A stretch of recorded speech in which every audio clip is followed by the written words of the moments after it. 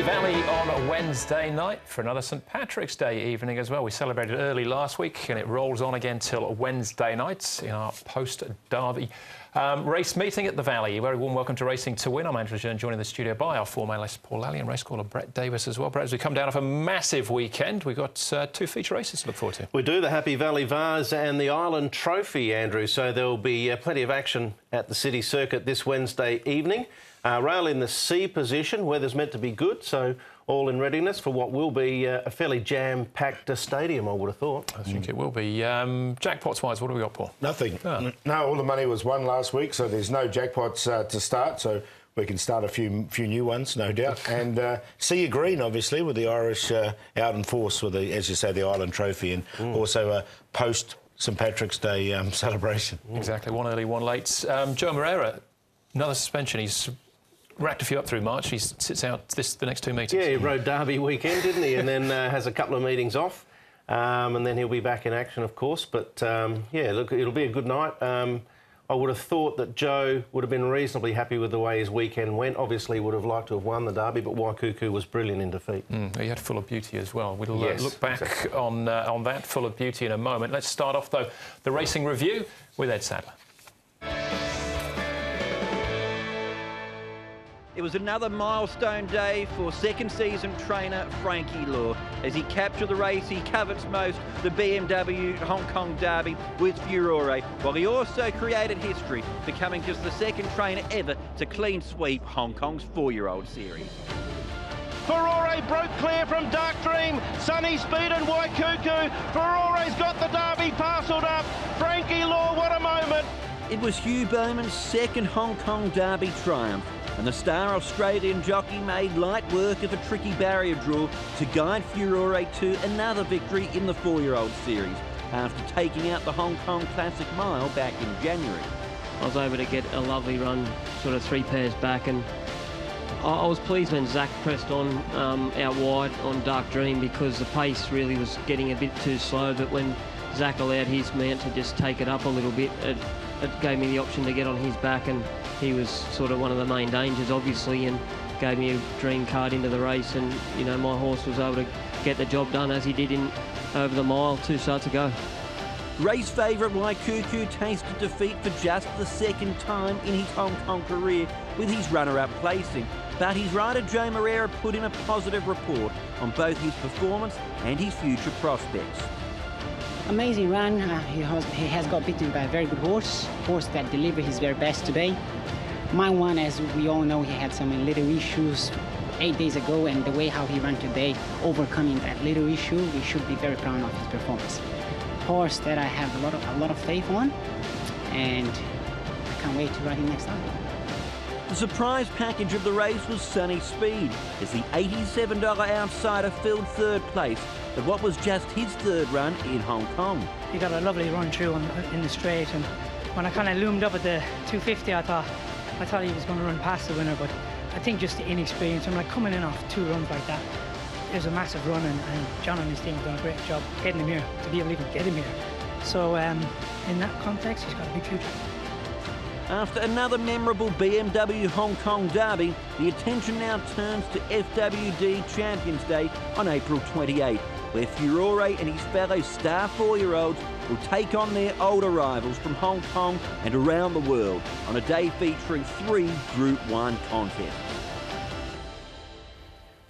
They look to be a particularly good crop of 4-year-olds this year, Paul, and they're not going to be out of place on Champions Day either. No, not at all. And look, there were some really good runs behind it. The 2nd, 3rd and 4th runners went really, really well. Even the 5th, Ho-Ho Khan, was a good run as well. So, yeah, it's looking quite exciting, actually, going forward. I mean, I thought Furore won it in the first 50 metres. The way, as soon as Hugh Bowman got into that position, it was such a good ride to get him. It was. Yeah, he really charged forward early. And we saw him do that in 1 or 2 of his earlier runs as well.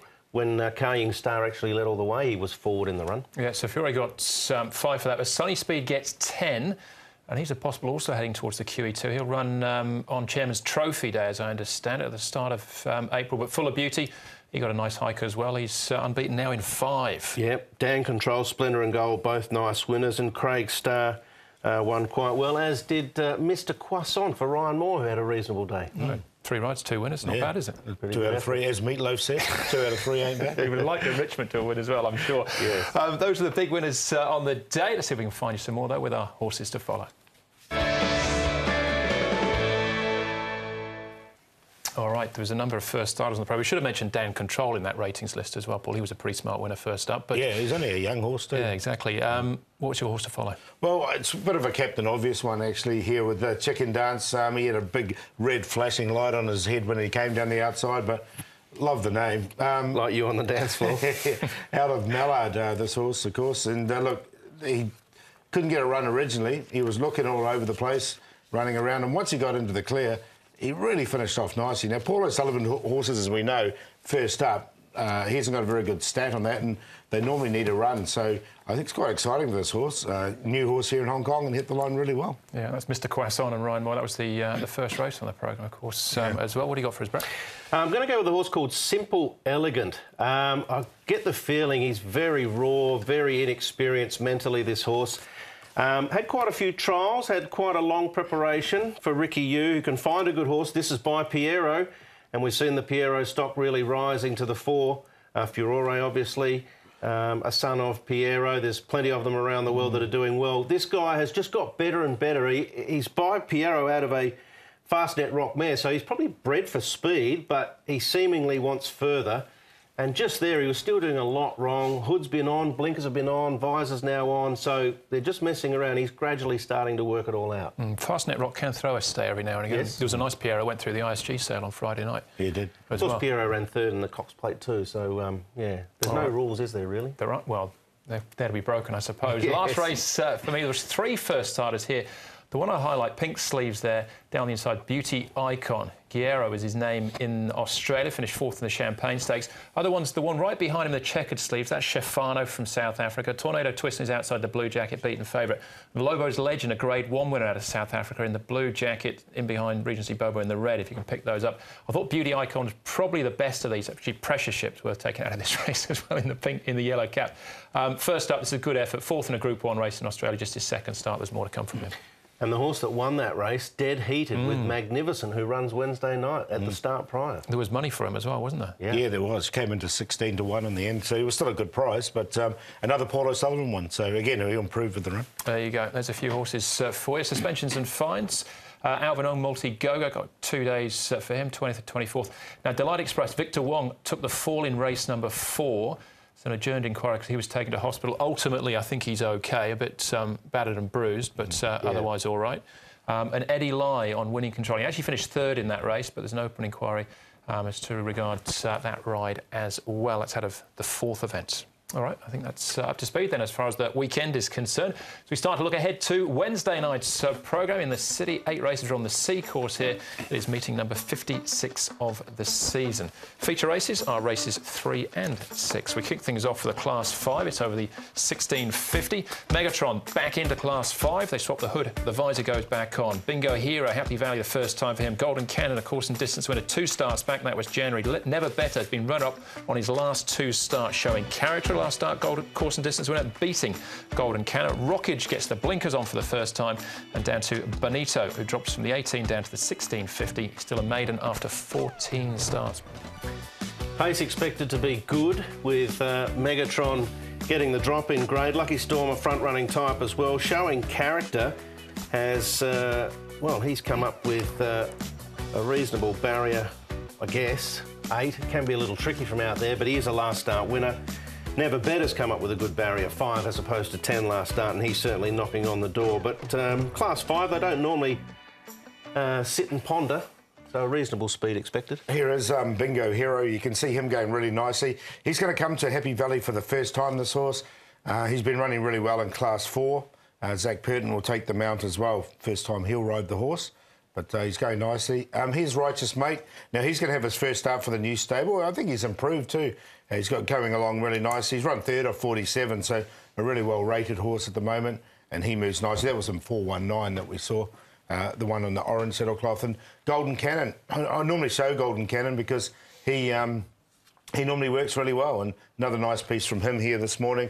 he's quite keen. He's only a little chap and he gets a bit angry in the mornings, but he still gallops well. I know the feeling. We'll have a look at Golden Cannon in a second, behind Showing Character. We'll start off, though, with Never Better, Bonito and Bingo Hero. Is a little bit disappointing for me here. Bingo Hero did cover some ground, though. Yeah, I have to agree with you, Andrew. Some of those runs at Sha Tin have been OK, but then when he got the drop in class, he wasn't really as effective as I thought he might be. He did have a tough trip. Never Better, SDS, as you call him, Andrew, and it's a good idea to go that way because it saves you some airtime. He's had 2 goes on this horse and he's sticking with him, Never Better, so I get the feeling he thinks there's a win there, and I tend to agree. I mean, he's obviously been a winner, not that prolifically through his career, Paul, but he is close again. Yeah, 45 starts for 1 win, isn't it? But the other one with Bingo Hero, I thought they rode him a bit close in that race, so I think they'll be a bit... Yeah, and it backfired, so I'll give him another chance if they ride him back. All right, Zach Purton jumps on board for the first time. Showing Character and Golden Cannon first and second here. Lucky Storm, who has come up with barrier 3 here. They're putting the cheek pieces on for the first time. Yeah, and he'll be up on the pace as we showed, so he should get a nice run in transit. Showing Character actually came from out of the pack here and cut down the runaway leader. It was a good effort. He's obviously got a little bit more weight to carry, but not a huge amount. The barrier's a bit more awkward. Gate 12 looks awkward for Golden Cannon, but he's had awkward barriers in the past and run well. Yeah, I've found a spot for Showing Character because he can put them together, this horse, in the lower grade, so I think he'll run okay. All right, last one we'll check on is Megatron. Back at the trials with him. The class drop looks important. He was a winner in this grade in the past. Yeah, he's also a winner twice in Class 4. He's won off a rating of 45 before this horse. The visor will go back on him. Now, he's put on 28 pounds in body weight, but I think he looks good for it. It was a good trial, I thought, here. He's got the wide barrier draw, so he's going to have to work a bit early to get across. But I think he can be in the finish, this horse. This looks as great. Yeah, it's definitely his class, and Martin Harley was aboard there in that trial. And he is one-dimensional. Find the front and hopefully get an easy time of things. If that happens, he'll be right in it. All right, favourite at this stage, Paul, is Never Better with those a pair on his last 2 starts. Yeah, I'm going to go with Bingo Hero, first time at Happy Valley. I didn't think they rode him... Well, they backfired, as you mentioned, Brett. I think they rode him too close last time. If they ride him with a bit of patience, I think he can be right in the finish. Righteous Mate looks like he's improved from the new stable, and he's quite a well-rated horse now. Megatron's going, as we say, downgraded, and Showing Character's a last star winner. 2, 3, 1 and 7. I went 1, 2, 3 in the QPs. I'm going to shop for some value here in the Class 5. I don't like taking short prices. I've got Never Better in there, but I'm going to take a chance with Rockage from the all-conquering Frankie Law stable. Cheek pieces off, blinkers go on. His recent trial, I thought, was quite OK behind Run Moochie on the dirt. He ran a couple of OK races as a Griffin behind Perfect Match 4 starts ago. He's had 1 experience at the Valley. Gate 1, Regan Bayliss rode in the recent trial. I'll take a chance with him at a price. Lucky Storm, Never Better, and I'm going to throw Romantic Journey in there as well, who's come up with a good barrier too. So 9, 11, 5, 6, and I'll be happy to box those 4 in a few exotics. Yeah, I thought it was a tricky start. Yeah. Bingo Hero was the best bet last time. I haven't completely dropped off him, but I thought Lucky Storm might get opportunity. The judge will be after you if you... Well, no, not again. Not again. All right, that's the first on our 8-race programme. The features again races 3 and 6. Class 4 for us next. That's race 2.